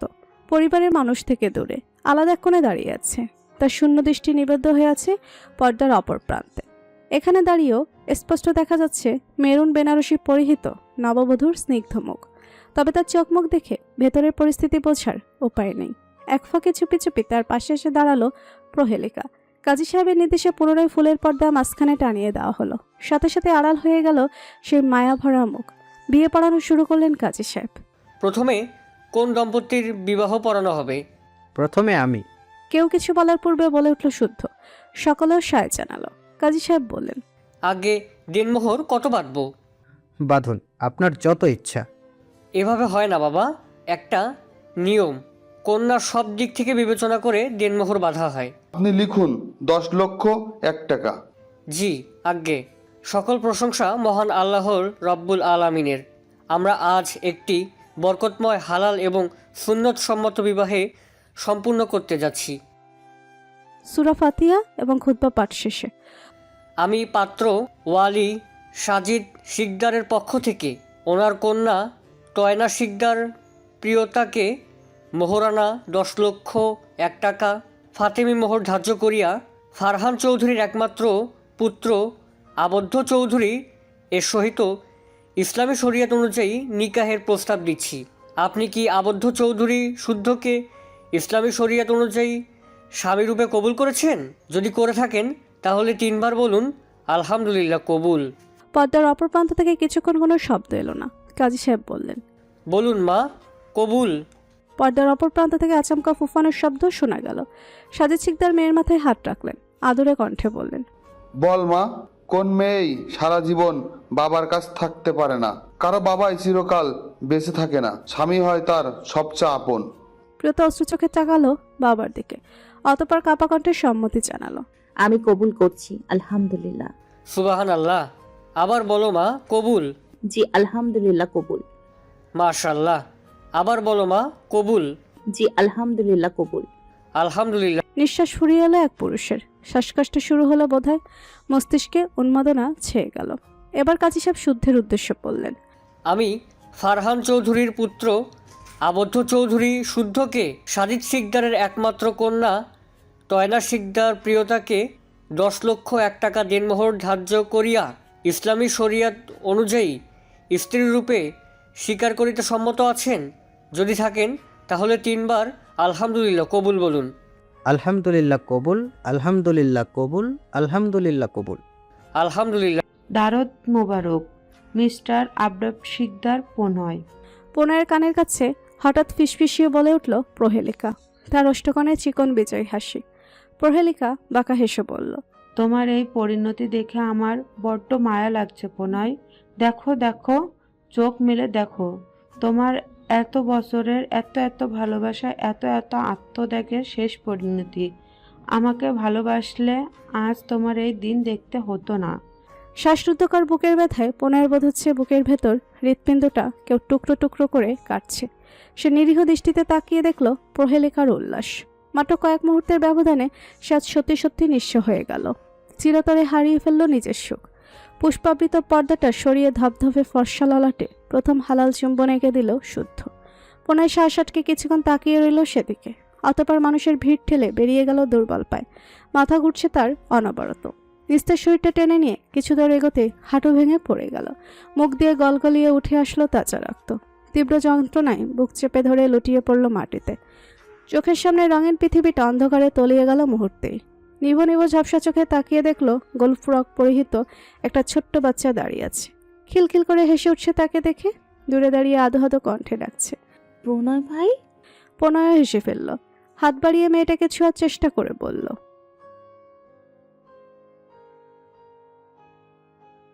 বলতে বলতে নিস্তেজ হয়ে যায় প্রণয়। চোখের পাতা বন্ধ হয়ে যায়। আর পিছু নিয়ে ছুটে আসে প্রেম, প্রীতম, আবির্ভাব। এই অবস্থা দেখে আর্তনাদ করে ওঠে তারা। আবির্ভাব ছুটে এসে ধরল বন্ধুকে। প্রীতম চিৎকার দিয়ে বলল, দ্রুত গাড়ি বের কর প্রেম। দৌড় দিল প্রেম। আবির্ভাব প্রণয়কে ঝাঁকিয়ে উম্মাদের মতো ডেকে বলল, প্রণয়, এই ভাই, এই ভাই। চোখ খোল, দেখ বাল মেজাজ এমনি অনেক খারাপ, তুই আর খারাপ করবি না। কিন্তু এক চুলও নড়ল না পোনায়। প্রেম গাড়ি নিয়ে আসতে আবির্ভাব ও প্রথম ধরাধরি করে তুলল। ক্রমাগত উঠে আসে টাটকা রক্তের স্রোতে মুহূর্তেই ধবধবে পাঞ্জাবিটা রক্তিম বর্ণ ধারণ করলো পোনের। তারা দুজন অনেক কষ্টে পোনাইকে নিয়ে গাড়িতে বসালো, নিজেরাও বসলো। তার দুই দিকে প্রথম চেঁচিয়ে বলল, 10 মিনিটের মধ্যে কাছের কোনো হাসপাতালে নিয়ে চল প্রেম, যেভাবে পারিস। প্রেমও তাই করলো। গাড়িতে সর্বোচ্চ গতি টেনে প্রাণপণ ড্রাইভ করতে লাগলো, যেন তাদের নিজেদের জানের কোনো মায়া নেই। মাত্র 30 মিনিটের ব্যবধানে গাড়ি এসে পৌঁছালো ডিসি হাসপাতালের বাইরে। পোনের অবস্থা বেগতিক দেখে তাকে দ্রুত আইসিইউতে দিলেন ডাক্তাররা। ভাগ্য ভালো থাকায় শহরের সবচেয়ে বড় কার্ডিও স্পেশালিস্ট ডক্টর অনিশ শর্মাই হাসপাতালেই ছিলেন। খবর পেয়ে দ্রুত ছুটে এলেন তিনি। পোনের অবস্থা খুবই আশঙ্কাজনক। আইসিইউর ভেতর অনেক আধুনিক যন্ত্রপাতি সেট করে মুখে অক্সিজেন মাস্ক লাগিয়ে রাখা হয়েছে। পাশের কার্ডিও মনিটরে হার্ট রেট দেখাচ্ছে 45%। প্রীতম ও প্রেম হাউমাউ করে কাটছে বাইরে বসে। তাদের কাছে এক একটা মুহূর্ত এক একটি যুগসম দীর্ঘ মনে হচ্ছে। আবির্ভাব ডক্টর শর্মার সাথে আইসিইউর ভেতর। ঘন্টা দুয়েক পর আইসিইউ থেকে বেরিয়ে আসেন ডক্টর শর্মা ও আবির্ভাব। প্রীতম ছুটে যায় তাদের কাছে। আবির্ভাবের চোখ মুখের অবস্থা ভালো নয়। প্রেম আবির্ভাবের হাত চেপে ধরে কাঁদতে কাঁদতে জিজ্ঞেস করলো, বলুন না ভাইয়া, আমাদের দাদানের কি হয়েছে? ওভাবে মুখ দিয়ে রক্ত উঠছিল কেন? মূর্তির ন্যায় চুপ করে দাঁড়িয়ে রইল আবির্ভাব। তার নিজেরই মাথা ঘুরছে। ডক্টর শর্মার প্রফেশনাল ভঙ্গিতে বললেন, দেখুন, আমরা ওনাকে ব্লাড দিচ্ছি, সাথে প্রাথমিক চিকিৎসাও দিয়েছি। সর্বোচ্চ চেষ্টা করছি ওনার চাপ কমানোর। কিন্তু আমার মনে হয় আপনাদের ওনাকে নিয়ে বিদেশে যাওয়া উচিত। না হলে আল্লাহ না করুক যখন তখন ভালো মন্দ একটা কিছু হয়ে যেতে পারে। অবস্থা খুবই খারাপ। ডক্টরের কথায় পা টলে গেল প্রীতম ও প্রেমের। আবির্ভাব প্রীতমের কাঁধে হাত রেখে বলল, অতিরিক্ত চাপ আর মানসিক যন্ত্রণা সইতে না পেরে ওর টাইপ 3 কার্ডিও অ্যাটাক এসেছে, যাকে আমরা সাধারণ ভাষায় বলি মেজর হার্ট অ্যাটাক। কিন্তু রিমেম্বার, এটা কোনো সাধারণ হার্ট অ্যাটাক নয়, কারণ হার্ট অ্যাটাক কখনোই মুখ দিয়ে রক্ত ওঠে না। কিন্তু ওর উঠছে, কারণ দীর্ঘদিন ধরে স্মোকিং, ড্রিঙ্কিং এবং আলট্রা মেন্টাল প্রেশারের কারণে একটু একটু করে ধীরে ধীরে ভেতর থেকে দুর্বল হয়েছে ওর হার্ট। আর প্রতিনিয়ত সেই মেন্টাল প্রেশারের মাত্রা বাড়েছে। আর আজ ফাইনালি সব সীমা অতিক্রম করাতেই অ্যাটাক এসেছে। এখন এমার্জেন্সি সার্জারির জন্য ইউএসএ নিয়ে যেতে হবে। বেস্ট কার্ডিং ও সার্জন ডাক্তার আবদ্ধ চৌধুরী শুদ্ধ তো দেশেই আছেন, ওনার আন্ডারে চিকিৎসা নিতে পারতেন। কিন্তু আনফর্চুনেটলি আজ ওনার বিয়ে, আর উনি ছুটিতে আছেন বেশ কিছুদিনের জন্য। ইটস ওকে ডক্টর, আমরা ইউএসএ নেওয়ার ব্যবস্থা করছি। হ্যাঁ, তাই ভালো, যত দ্রুত সম্ভব তাই করুন। আবির্ভাব কথা শেষ করতে না করতে তার ফোন বেজে উঠল। এই সময় কে ফোন করেছে ভেবে চরম বিরক্ত হলো আবির্ভাব। পকেট থেকে ফোন বের করে দেখলো শুদ্ধ ইজ কলিং। আবির্ভাব কাল বিলম্ব না করে ফোন রিসিভ করলো। সাথে সাথে অপর প্রান্ত থেকে বেসামাল কণ্ঠে শুদ্ধ বলল, প্রণয় কোথায়? আর তুই তুই কোথায়? উত্তেজিত হলো না আবির্ভাব। ঠান্ডা মাথায় প্রত্যুত্তর করলো, কেন, আমাদের দিয়ে কি কাজ? হঠাৎ কেন জানি রেগে গেল শুদ্ধ। দেখ, হেয়ালি করিস না। আমি 3 ঘন্টা যাবৎ প্রণয়কে খুঁজছি, কিন্তু দেখতে পাচ্ছি না। কোথায় তোরা? আমি একটু বাইরে আছি, আর প্রণয় দেশে নেই। ডেনমার্ক ব্যাক করেছে 3 ঘন্টা আগেই। হোয়াট? হ্যাঁ, যাওয়ার সময় আমায় বলল তুই জিজ্ঞেস করলে তোকে বলে দিতে। আমাকে না চিনে চলে যাবে? এটা তো হতেই পারে না, আমি বিশ্বাস করি না। কেন, সবসময় তোকে সবকিছু জানিয়ে করতে হবে কেন? তোর তো ওর কাছ থেকে আদায় করা কিছু নেই। তোর যা চাই তুই তো তা পেয়েই গেছিস। নিজের প্রাণটা তো তোকে উৎসর্গ করে দিয়ে যাচ্ছে। এখন কিভাবে বাসর করবি সেটা দেখাতে চাস? তোকে একটা অ্যাডভাইস দেই, ভালো হবে। এখন প্রণয়কে খুঁজাখুঁজি না করে মন দিয়ে বাসর কর।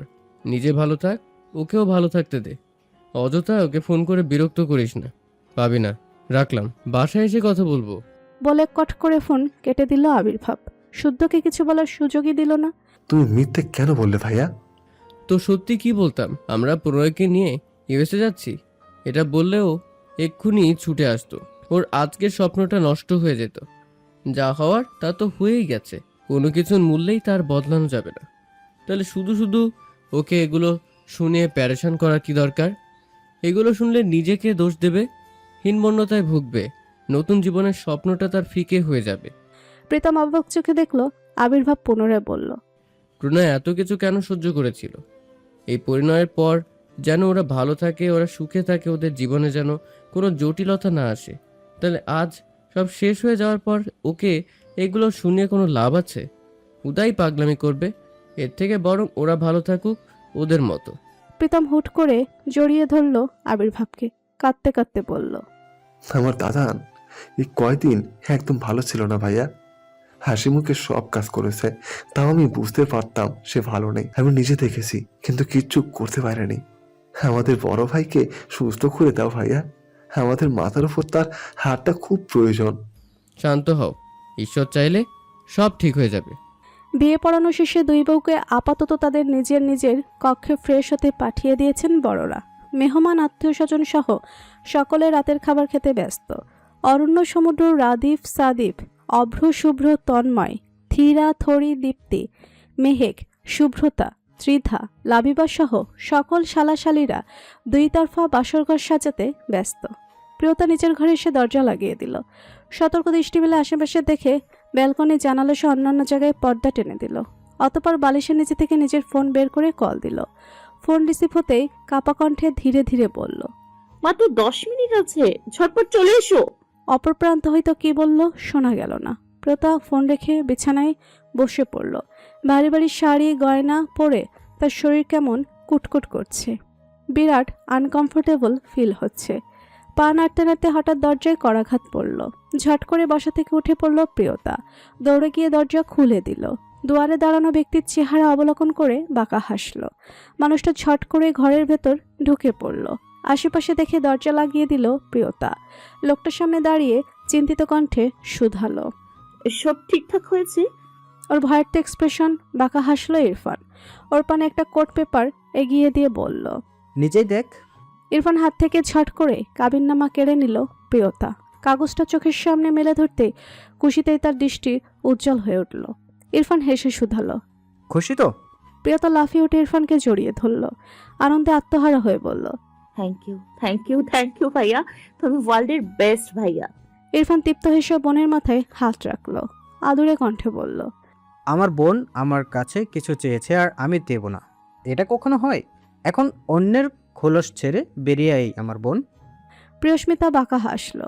বেনারসির আঁচল কোমরে গুজে ভাব নিয়ে বলল, তোমার বোন আগেও আগুন ছিল, এখনো তাই আছে, ভবিষ্যতেও তাই থাকবে। ইরফান প্রিয়স্মিতার দুহাত টেনে দিয়ে বলল, সাব্বাস বাঘের বাচ্চা, এটাই তো চাই। প্রিয়স্মিতা হঠাৎ থেমে গেল। একটি ভেবে বলল, পর্দার আড়ালের কাজীকে টাকা বুঝিয়ে দিয়েছো? দিয়েছি, কিন্তু মনে রাখিস এটা একটা প্রতারণামূলক বিবাহ। প্রিয়স্মিতা মুখ বাঁকিয়ে বলল, প্রতারণা করতে চাইছিল কে? আমি তো বলেই ছিলাম, চল তুলে নিয়ে যাই, গান পয়েন্টে রেখে বিয়ে করে ফেলি। ইরফান অস্থির হলো। বোনের মাথায় গাঁটটা মেরে বলল, ডার্ক থ্রিলার স্টোরি পড়া বন্ধ কর, এটা রিয়েল লাইফ উপন্যাস নয়। এখানে এত বড় বড় পাবলিক ফিগারদের কিডন্যাপ করা যায় না। আর আমরা যদি টপ 5 কার্ডিও সার্জন ডক্টর অবদ্ধ চৌধুরী শুদ্ধকে কিডন্যাপ করার চেষ্টাও করতাম, তাহলে পুরো দুনিয়া আমাদের শত্রু ভাবত। তারপর ভাই বোন মিলে গারদের পেছনে বসে মশা মারতাম। প্রিয়স্মিতা মুখ কালো করে ফেলল। ইরফান কঠোর কণ্ঠে বলল, ডক্টর চৌধুরী সব দিক থেকে ভালো, তাই তোর সাথে বিয়ে দিতে রাজি হয়েছি। কিন্তু মনে রাখিস, বিয়ে হয়ে গেছে বলে কিন্তু তুই সাপের 5 পা দেখিস না। তোকে ভালো মতো পড়তে হবে, ইঞ্জিনিয়ার হতেই হবে, মনে থাকবে। প্রিয়স্মিতা এবার মুখ দ্বিগুণ কালো করে ফেলল। মনে মনে ভেঙচি কেটে ভাবল, এত কাঠখড় পুড়িয়ে বিয়ে করেছি কি পড়াশোনা করব বলে? ইম্পসিবল। এখন তো শুধু রোম্যান্স করব। ভাবতে ভাবতে লজ্জায় লাল নীল বেগুনি হয়ে গেল। ওর অবস্থা দেখে ইরফান থমকে উঠল। এই কি ভাবছিস? ধমক খেয়ে ভাবনা জগৎ থেকে ছিটকে পড়ল প্রিয়স্মিতা। ইরফান শুধালো, তুই যে এই বাড়িতে এসেছিস, তুই এই বাড়ির সবাইকে ঠিকঠাক চিনেছিস তো? কে তোর সম্পর্কে কি লাগে সব বুঝতে পেরেছিস তো? ইরফানের প্রশ্নে প্রিয়স্মিতার চেহারায় অমাবস্যার ঘন আধার নেমে এলো। সে মুখ কালো করে গিয়ে বিছানায় বসে পড়ল। গালে হাত দিয়ে নিরুত্তাপ কণ্ঠে বলল, ধুর, এত এত ক্যারেক্টার মনে রাখা যায় নাকি? বাপরে বাপ, এটা পরিবার নাকি জাতীয় সংসদ? ইরফান হতাশাপূর্ণ নিঃশ্বাস ত্যাগ করল। বোনের পাশে বসে পড়ল। ওরা ক্যারেক্টার নয়, তোর পরিবার। তোকে প্রত্যেককে ভালো মতো চিনতে হবে, উল্টাপাল্টা করলে যখন তখন ধরা পড়ে যাবে। প্রিয়স্মিতা মুখ কালো করল। ইরফান নিজের ফোন গ্যালারি থেকে শিকদারদের ফ্যামিলি ফটো বের করলো, এক এক করে ধরে দেখাতে লাগলো। সম্পর্কে ওরা ওর কে কি হয়। প্রস্মিতা চোখ বড় করে বেশ কয়েকবার দেখলেও সব গুলিয়ে ফেলল। বোনের অবস্থা দেখে ইরফান হতাশ কণ্ঠে বলল, এই ব্রেন নিয়েই তুই ইঞ্জিনিয়ার হবি গাধা। প্রিয়স্মিতা মুখ কাদো কাদো করে ফেলল। ইরফান আরও কিছু বলতো, কিন্তু তার পূর্বেই প্রিয়স্মিতা তাকে থামিয়ে দিল। এক লাফে গিয়ে দরজা খুলে ইরফানকে ধাক্কা দিয়ে বের করে দিল ঘর থেকে। আবার তাড়াহুড়ো করে লম্বা ঘুমটা টেনে বসে পড়ল খাটের মাঝখানে। প্রিয়স্মিতা স্বস্তিতে বুক ভরে নিঃশ্বাস নিতে পারল না। তার পূর্বে দরজায় হাজির হলেন অনন্যা বেগম, হাতে খাবারের প্লেট। অনন্যা বেগম দরজায় দাঁড়িয়ে অশ্রুসিক্ত নয়নে মেয়ের দিকে তাকিয়ে রইলেন। আজকাল মেয়ের সামনে পড়তে ওনার সংকোচ বোধ হয়, নিজেকে বড় নিকৃষ্ট লাগে নিজের কাছে। কিন্তু উনি নিজেও যে নিরুপায়, পেটে ধরেছেন একটা অনিশ্চিত ভবিষ্যতের দিকে, তো আর ঠেলে দিতে পারেন না। অনন্যা বেগম দীর্ঘশ্বাস টানলেন, শাড়ির আঁচলে চোখ মুছে এগিয়ে গেলেন মেয়ের পানে। গলা অবধি ঘুমটা দেখে বললেন, কি রে মা, এখনো এসব ছেড়ে ফ্রেশ হসনি? কখন না তোকে পাঠানো হলো? প্রিয়স্মিতা ঘুমটার আড়াল হইতে অনন্যা বেগমকে দেখতে পেল না। অনন্যা বেগম স্নেহের সহিত বললেন, আয় তোকে এসব খুলে দেই। আরও গুটিয়ে গেল প্রিয়স্মিতা, কণ্ঠ শুনে বুঝতে পারছে না কে। অনন্যা বেগম খাবারের প্লেটটা বিছানার একপাশে রেখে প্রিয়স্মিতার সামনে বসে পড়লেন। মাথার ক্লিপ খুলে মুখের উপর থেকে ভারী ওড়নাটা সরিয়ে নিলেন। অনন্যা বেগমের মমতাময় মুখখানা ভেসে উঠল প্রিয়স্মিতার দৃশ্যপটে। সে চোখ বড় বড় করে তাকিয়ে রইল অনন্যা বেগমের মুখের দিকে। অনন্যা বেগম আলতো হাতে প্রিয়স্মিতার কানের দুল, হাতের বালা, গলার হার সব খুলে নিলেন। মেয়ের মাথায় হাত বুলিয়ে আদুরে কণ্ঠে বললেন, এখন ভালো লাগছে মা? প্রিয়স্মিতার ডাগরক্ষিতে নোনা পানির আভাস পাওয়া গেল।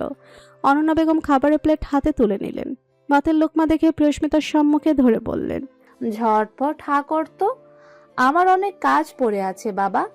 প্রিয়স্মিতা অশ্রু চোখে তাকিয়ে নিজের অজান্তেই হা করল। অনন্যা বেগম তাকে খাইয়ে দিতে লাগলেন। প্রিয়স্মিতার বুকটা কেমন ভারী ভারী অনুভব হচ্ছে, গলা দিয়ে খাবার নামছে না। মনে হচ্ছে বুকের উপর কেউ কয়েকশো টনের ওজন রেখে দিয়েছে। না চাইতেই অশ্রুরেখা নেমে আসছে গাল বেয়ে। অনন্যা বেগম ব্যথিত হলেন। প্লেট রেখে বাঁ হাতে মেয়ের গাল মুছে দিলেন, স্নেহের সহিত বুঝালেন, কাঁদিস না মা, ভাত পাতে চোখের পানি ফেলতে হয় না। দেখিস তুই একদিন খুব সুখী হবি, খুব ভালো থাকবি। পুরনো কথা তোর মনেই পড়বে না মা। বলে আচমকা অনন্যা বেগমকে জাপড়ে ধরল প্রিয়স্মিতা। দুহাতে কোমর জড়িয়ে ধরে শব্দহীন কান্নায় ভেঙে পড়ল। হঠাৎ এমন ব্যবহারে হতবাক হয়ে গেলেন অনন্যা বেগম। ভেবে নিলেন হয়তো পড়ার জন্য কষ্ট পাচ্ছে, খুব ভালোবাসে তো কিনা। মেয়ের কান্নাতে অনন্যা বেগমের চোখেও পানি চলে এলো। এমন না যে তিনি বুঝেন না মেয়ের কষ্ট, তিনি সবই বুঝেন। ভালোবাসা না পাওয়া যে কি জ্বালা, তো ওনার থেকে ভালো আর কে জানে। পনের জীবনে যদি 10% গ্যারান্টি থাকতো, তাহলে উনি নিজে দাঁড়িয়ে থেকে বিয়ে দিতেন। কিন্তু যে ছেলে এখন মরবে না একটু পরে মরবে, তার কোনো ঠিকানা নেই। এমন একটা ছেলের হাতে মা হয়ে নিজের মেয়েকে কিভাবে তুলে দিতেন? চোখের সামনে মেয়ের গায়ে সাদা শাড়ি জড়াতে কিভাবে দেখতেন?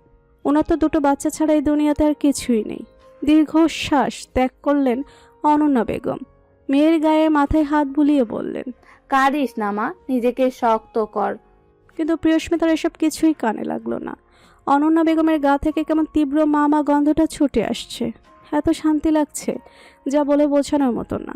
সে কিছু বলল না, শুধু চুপচাপ অনন্যা বেগমকে জড়িয়ে ধরে বসে রইল। খাওয়া দাওয়া শেষ করে প্রিয়র কক্ষে প্রবেশ করলো শ্বেতা, পরিণীতা, ইনায়া, উষা, ত্রিধা। মা মেয়ের এমন মধুর মুহূর্ত দেখে ওরা স্থির হলো। ইনায়া পেছন থেকে অনন্যা বেগমকে জড়িয়ে ধরে অভিমানী কণ্ঠে বলল, হুম, ঠিকই আছে। শাশুড়িরা কোনো দিন মা হতে পারে না, এটা আবারও প্রমাণিত। সব আদর মেয়ের জন্য, আর আমি ছেলের বউ, আমি একটু আদর করা যায় না। উষা শ্বেতাও তাল মিলালো, ঠিক ঠিক, আমরা কি বানের জলে ভেসে এসেছি? অনন্যা বেগম হেসে সবাইকে জড়িয়ে ধরলেন, সকলকে আদর করে বললেন, তোরা তাহলে তোদের বোনকে সাজা, আমি যাই, আমার অনেক কাজ আছে বাবা। শ্বেতা মাথা নাড়িয়ে বলল, ঠিক আছে সেজো মামি। অনন্যা বেগম যেতে নিলে তাকে চাপড়ে ধরল প্রিয়স্মিতা। অনন্যা বেগম আবার আদর করে বললেন, ছাড় মা, বাসা ভর্তি মেহমান, তাদের ভালো মন্দ দেখতে হবে। প্রিয়স্মিতাও বাধ্য হলো ছাড়তে। গোলভার বানু কুজো হয়ে আস্তে আস্তে হেঁটে ঘরের ভেতরে প্রবেশ করলেন। মেয়ের দিকে তাকিয়ে বললেন, কি রে অনু, তুই এই সুরে গোলার মাঝে দাঁড়াই দাঁড়াই কি করস? তোর বড় বোন যে তোকে খুঁজে দেখোস না? মায়ের কথায় বসা থেকে দাঁড়িয়ে পড়লেন অনন্যা বেগম। তাড়াহুড়ো করে বললেন, এক্ষুনি যাচ্ছি আম্মা। বলে কক্ষ ত্যাগ করলেন অনন্যা বেগম। গুলবাহার বানু ফুগলা দাঁতে হেসে হেসে প্রিয়স্মিতার পাশে বসলেন।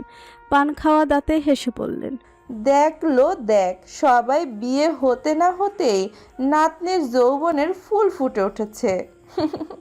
বিয়ে হলে বুঝি যৌবনের ফুল ফোটে নানি? হ্যাঁ রে নাতনি, সব কিছুই একটা সময় আছে। ওরে ছোঁয়া তো ছাড়, একটু ফু দিয়ে দেখ, লাফিয়ে উঠবে। প্রিয়স্মিতা বরাবরই লজ্জা শরম কম, কিন্তু গুলবাহার বানুর ঠোঁট কাটা কথাগুলো কেমন হজম হয় না। লজ্জা লাগে ভীষণ। এবারও তাই হলো। লজ্জায় রাঙা হয়ে গেল তার মুখখানি। গুলবাহার বানু ফের বললেন, দেখে এলুম তোর জামাইকে। বিশ্বাস কর বোন, তোর নানাও এত সুপুরুষ ছিল না। হাই হাই দাদি, তুমি দুলাভাইকে নজর দিয়ে এসেছো? ধুর নড়ি, নজর দিতে যাব কেন? দেখলাম খালি গায়ে বসে আছে, আমার আবার এত লোভ নাই। ওনার নাতনিরা চোখ ছোট ছোট করে তাকালো ওনার দিকে। প্রিয়স্মিতার ভীষণ হিংসে হলো। সে মনে মনে ফুঁসে উঠে বলল, লুচ্চাপুরি, নিজের জামাই শেষ, এখন আমার জামাইয়ের দিকে নজর? না বোন, তোর জামাইয়ের দিকে নজর দেইনি, তবে সুপুরুষ অনেক, তুই সুখ পাবি ভালো। প্রিয়স্মিতার ঢোক গিলল। এই বুড়ি মনের কথা কেমন বুঝলো? গোলবার বানু প্রিয়স্মিতার দিকে তাকিয়ে টোন কেটে বললেন, চুল তো আমার এমনি এমনি পাকেনি নাতনি, অভিজ্ঞতায় পেকেছে। এই তোরা কি করছিস, সাজা। শ্বেতা মাথা নাড়িয়ে শপিং ব্যাগ খুলে একটা লাল রঙের পাতলা শাড়ি বের করলো। পরিণীতা শাড়িটা দেখে ভুরু কুচকাল। এটা দিয়ে কি করবি? বেনারসি কই? শ্বেতা ভাবলেশীন ভঙ্গিতে বলল, বেনারসি নয় ভাবি, আজ এটাই পরবে। সকলে চোখ গোল গোল করে তাকালো শাড়িটার দিকে।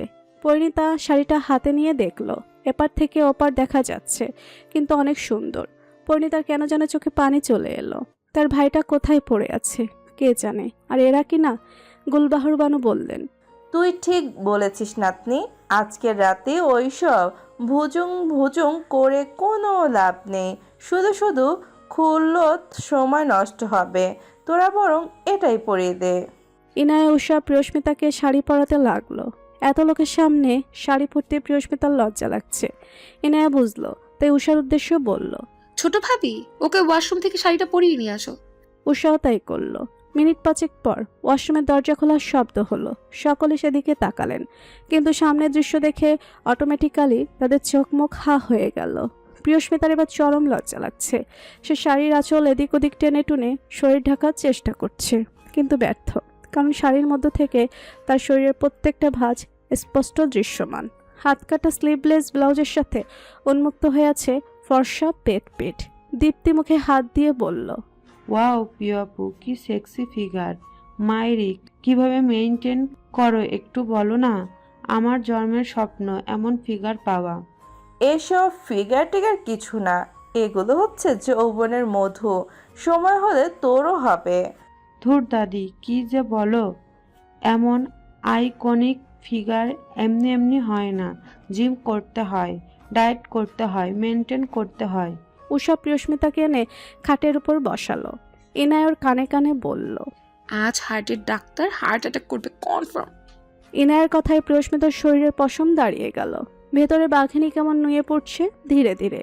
সে তার স্ট্যান্ডারে এনে হাঁটু ছাড়ানো চুলগুলো পুনরায় স্ট্রেট করে পিঠের উপর ছেড়ে রাখলো। গলায় ওখানে ছোট্ট একটা পাল সেট পরিয়ে দিল। ইনায় পুনরায় কানে কানে বলল, আজ রাতে কি হলো? কাল কিন্তু সব শুনবো আমি। প্রিয়স্মিতা ঢোক গিলল। পরিণীতার নিকটে সবকিছু বিষাক্ত লাগছে, সবাইকে শত্রু মনে হচ্ছে। সে আর এসব সহ্য করতে পারল না, ঘর থেকে বেরিয়ে গেল। প্রিয়তার লজ্জা মাখে এক্সপ্রেশন দেখে শরীর ঝলসে উঠছে তার। কাল অবধি আমার ভাইয়ের জন্য মরছিল, আর আজ কবুল পড়তে না পড়তেই, অথচ আমার ভাই নিজের গোটা জীবন উজাড় করে দিয়েছে শুধু এই মেয়েটার জন্য। পরিণীতা পায়চারি করতে করতে মাথা ভর্তি দুশ্চিন্তা নিয়ে ডায়াল করলো প্রণয়ের নম্বরে। একবার দুবার কয়েকবার রিং হতে হতে কেটে গেল। এতে পরিণীতার দুশ্চিন্তা বাড়ল, ভয় কমলো না। সে ক্রমাগত ফোন করতেই থাকলো। অবশেষে একসময় ফোন রিসিভ হলো। অপর প্রান্তের কথা না শুনেই পরিণীতা বলল, দাদান তুমি কোথায়? ফোন তুলছিল না কেন? কিছুক্ষণের নীরবতার পর অপর থেকে একটি কণ্ঠ ভেসে এলো। প্রেম শান্ত কণ্ঠে বলল, দাদানের সেন্স নেই পরি, দাদান হার্ট অ্যাটাক করেছে। ডাক্তার বলেছে অবস্থা নাকি ভালো নয়। ইউএসএ নিয়ে যেতে আমরা তার প্রিপারেশন নিচ্ছি। পরি, কিছুক্ষণের মধ্যে আমরা রওনা দেব। পরিণীতা নীরবে চোখের কান্না ছেড়ে দিল। প্রেম বলল, এসব কথা বাড়ির কাউকে বলিস না, বিশেষ করে শুদ্ধ ভাইয়া প্রিয়তাকে কোনো অবস্থায় বলিস না। রাখলাম আমি, বাড়ির সবাইকে দেখে রাখিস। ফোন কেটে দিল প্রেম। পরিণীতা তবদা লেগে কিছুক্ষণ ফোনের দিকে তাকিয়ে রইল। তার মস্তিষ্ক বুঝতে পারছে না চূড়ান্ত কথাটা প্রেম কি বলল। কয়েক মুহূর্ত পর ভাইয়ের মায়ায় চিৎকার দিয়ে কেঁদে উঠল পরিণীতা। ভাঙ্গা কণ্ঠে বলল, পর কখনো আপনও হয় না দাদান। তুমি কেন বুঝলে না? কেন ওকে নিজের থেকেও অধিক ভালোবাসলে দাদান? কেন আমাদের ভালোবাসলে না? আমরা তোমার জন্য প্রাণ দিয়ে দিতাম, তবুও তোমায় কষ্ট পেতে দিতাম না। তুমি আমাদের মাথার উপর বিশাল বট বৃক্ষ দাদান। তোমায় হারালে আমরা ফুতুর হয়ে যাব, কিন্তু ওর কিছুই যাবে আসবে না। ফিরে আসো দাদান। রাতের মধ্যপ্রহর চলমান। 4 তলার বিশাল বারান্দা লাগোয়া ঘরটা সাজানো হয়েছে লাল সাদা থিমে। ঘরের সব লাইট নিভিয়ে জ্বালানো হয়েছে বড় বড় ক্যান্ডেল। ক্রিস্টাল জারের টলমলে পানিতে ভেসে বেড়াচ্ছে লাল সাদা পদ্ম। মাঝে মাঝে ছোট ছোট ক্যান্ডেল বিছানার সহ মেঝের সর্বত্র ছড়িয়ে আছে টকটকে লাল গোলাপের পাপড়ি। ঘর লাগোয়া বারান্দাও সাজানো হয়েছে মনের মতো। মরিচবাতির আলোয় ঝলমল করছে বারান্দা। শুধু দোলনায় বসে অধৈর্য চিত্তে হাত কসলাচ্ছে আর হাত ঘড়িতে সময় পর্যবেক্ষণ করছে। হাতের ঘড়িটা জানান দিচ্ছে রাত প্রায় 12টা চুই চুই, কিন্তু তার বহু প্রতীক্ষিত সেই নারীর দেখা নেই। এক পর্যায়ে অধৈর্য হয়ে পড়ল শুদ্ধ, আর অপেক্ষা করতে পারল না। ঘটাঘট পা ফেলে স্থান ত্যাগ করলো। রাত অনেক হয়েছে। প্রিয়স্মিতাকে চেপে ধরে আড্ডা দিচ্ছে মেয়েরা, যেন তাকে বাসর ঘরে দেওয়ার তাদের কোনো ইচ্ছাই নেই। অথচ প্রেরণাকে সাদাফের ঘরে বসিয়ে এসেছে অনেকক্ষণ। গুলভার বানু বৃদ্ধ মানুষ, তাই তিনি চলে গেছেন। ইনায়ের উষাও তাদের কক্ষে চলে গেছে, কারণ তাদের স্বামী তাদের ছাড়া ঘুমাতে পারে না। তাই বর্তমানে প্রিয়স্মিতাকে ঘিরে বসে আছে ত্রিধা, লাবিবা, শ্বেতা, শুভ্রতা, দীপ্তি, থিরা আরও অনেকেই। অনামিকা দৌড়ে ঘরে প্রবেশ করলো। মেয়েদের উদ্দেশ্যে ত্রস্ত কণ্ঠে বলল, শুদ্ধ ভাইয়া। কি শুদ্ধ ভাইয়া? শুদ্ধ ভাইয়া হন্তধন্ত হয়ে এদিকেই আসছেন, তোমরা তৈরি হও। ওর কথায় নড়ে চড়ে বসলো মেয়েরা।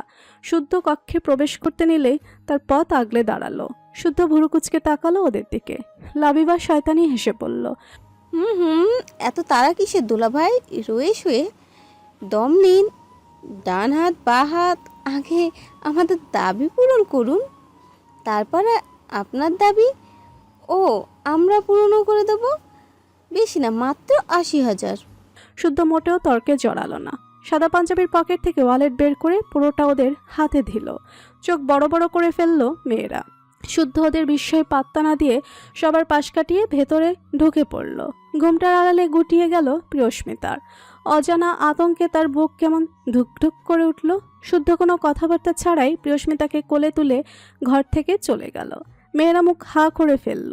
এতে লাবিবা ত্রিধাকে খামছে ধরে বলল, হাউ রোমান্টিক। সময় আনুমানিক ভোর 5টা। দূরের কোনো গৃহস্থ বাড়ি হতে কর্কশ কণ্ঠে মোরগ ডেকে উঠছে। দক্ষিণে খোলা জানালা ভেদ করে প্রভাতের প্রথম কিরণ এসে লুটোপুটি খাচ্ছে শুভ্ররঙা বিছানায়। মৃদু বাতাসে তাল উঠছে ঘরের মোটা মোটা লাল পর্দাগুলো। মেঝেতে গলানো মোমের অবশিষ্টাংশ পড়ে আছে অবহেলায়। দেহতলে পৃষ্ঠ হয়ে লাল গোলাপের পাপড়িগুলো মলিন কালচে বর্ণ ধারণ করেছে। উদম শরীরে কমফোর্টা জড়িয়ে গভীর তন্ডায় তলিয়ে আছে শুদ্ধ। উপর হয়ে শোয়ার দরুণ একগুচ্ছ এলোমেলো অনাদরে পড়ে আছে ললাটের উপর। পিঠের দিকের কমফোর্টায় সরে যাওয়ার ফলস্বরূপ সুগঠিত ফর্সা পুরুষালী পৃষ্ঠদেশের পুরোটাই দৃশ্যমান।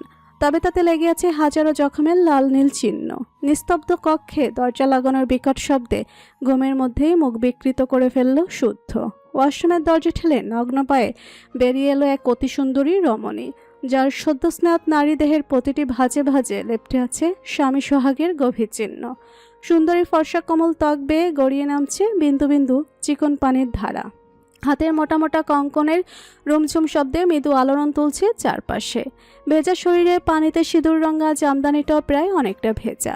প্রিয়স্মিতা অতিষ্ঠ হলো ভেজা চুল নিয়ে। আশেপাশের কোথাও সে হেয়ার ড্রায়ার খুঁজে পেল না। অগত্য দুহাতে চুলের পানি ঝাড়তে ঝাড়তে ধীর স্থির কদমে এগিয়ে চলল শুদ্ধর নিকট। শুদ্ধ গভীর তন্দ্রায় আচ্ছন্ন। প্রিয়স্মিতা তার পানে চেয়ে ঠোঁট টিপে হাসল। কাছে এসে আলগোছে বসে পড়ল শুদ্ধ শিয়রে। গালে হাত দিয়ে এক ধ্যানে চেয়ে থাকতে থাকতে আনমনে বলল,